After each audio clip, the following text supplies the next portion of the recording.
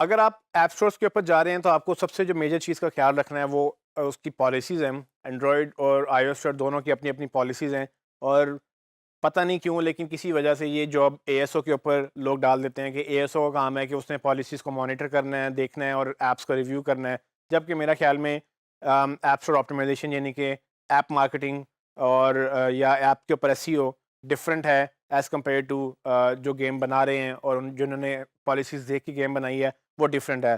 तो अगर आप प्रोडक्शन में हैं मोबाइल की ऐप या गेम प्रोडक्शन में हैं, तो फिर आपके ऊपर वो रिस्पॉन्सिबिलिटी आनी चाहिए। लेकिन मेरे एक्सपीरियंस के मुताबिक जितना मैंने देखा है, लोग एएसओ से एक्सपेक्ट करते हैं कि भाई वो पॉलिसीज़ भी वही देखे और वो गूगल के ऊपर, वो प्ले स्टोर के ऊपर या आईओएस स्टोर के ऊपर वो रैंकिंग्स भी वही लेकर आए। तो ये चीज़ें आपके शायद प्लेट में आ जाएँ, लेकिन मैं आपको बेसिक चीज़ें बता देता हूँ कि दोनों की पॉलिसीज़ अल्टीमेटली यूज़र एंड से ही ड्राइव होती हैं कि किस तरह से यूज़र को चीट नहीं करना, कौन सी पॉलिसीज़ कौन सा आपने कंटेंट दिखाना है, कौन सा नहीं दिखाना। एज लिमिट वाइज़ आपने कंटेंट वो सेग्रीगेट करना होता है कि अगर आपके वहाँ पर मतलब ऐसा कंटेंट है जो बच्चों का नहीं दिखाना, यानी कि उसमें खून है या उसमें फ़ाइट है या उसमें कोई और वायलेंस है, वो बेसिकली इन सब चीज़ों को बड़ी माइन्यूटली नोट कर रहे होते हैं और असल में सिवियरिटी ये है कि अगर आप इन पॉलिसीज़ को फॉलो नहीं करेंगे, तो अल्टीमेटली जो है वो आपकी ऐप को बैन कर सकते हैं। यहाँ तक कि अगर आप ज़्यादा वायलेशन में आते हैं तो आपका अकाउंट भी बैन हो जाता है।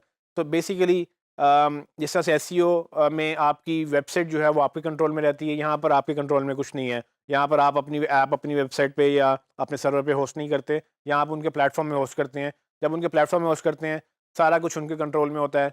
वो अगर आप जैसे ही उनकी डेविएट करते हैं, वो आपको नोटिस देंगे। अगर बहुत ज़्यादा सीवियर वायलेशन है, तो वो आपको मेबी ब्लॉक कर देंगे। लेकिन जब आपको नोटिस आता है, तो आप उसको रिकवर भी कर सकते हैं। So it's up to you कि आप कैसे उसको लेके चलते हैं। लेकिन मैं आपको कुछ चीज़ें बता देता हूँ कि जो कैटेगरीज़ हैं ब्रॉड, वो आपके ये जो एंड्रॉयड का लिंक है, आप यहाँ से गूगल प्ले स्टोर की पॉलिसीज़ जाके पढ़ सकते हैं। इसमें ब्रॉड कैटेगरीज़ बनाई हुई हैं। कुछ चीज़ें आपके मार्केटिंग से रिलेटेड हैं, कुछ चीज़ें मार्केटिंग से रिलेटेड नहीं हैं, कुछ चीज़ें जेनेरिक कंटेंट से रिलेटेड हैं या वो ऐप के डिस्प्ले से वो रिलेटेड हैं। आप इस लिंक पे जाके मज़ीद इसको पढ़ सकते हैं। ये याद रखें, अगर आप एएसओ कर रहे हैं, तो आपको ये याद होनी चाहिए या आपकी फिंगर टिप्स पे होनी चाहिए। एक अच्छी बात ये हो सकती है कि आप इसका प्रिंट ले लें, इसका एक पीडीएफ वर्ज़न भी आप डाउनलोड कर सकते हैं। वो आप प्रिंट ले लें प्लेन टेक्स्ट में और उसके अपने पास सेव कर लें और उसको बार-बार गो थ्रू किया करें ताकि आपको ये पता हो कि क्या पॉलिसीज़ हैं और क्या नहीं हैं। आईओएस की भी इसी तरह से ऐप स्टोर की अपनी पॉलिसीज़ हैं, इसका भी लिंक आपके सामने है। यहाँ पर जाके आप आईओएस की पॉलिसीज़ डाउनलोड कर सकते हैं। अगेन आई डोंट नो कि ये आपकी जॉब बनेगी कि नहीं, लेकिन एएसओ अगर आप कर रहे हैं तो पॉलिसीज़ आपको वैसे भी देख लेनी चाहिए। इसमें कोई हर्ज नहीं है, आपकी एक स्किल बिल्ड होगा और ये अल्टीमेटली ये बहुत ज़रूरी है क्योंकि अगर ऐप ही नहीं चलेगी तो मार्केटिंग कैसे होगी?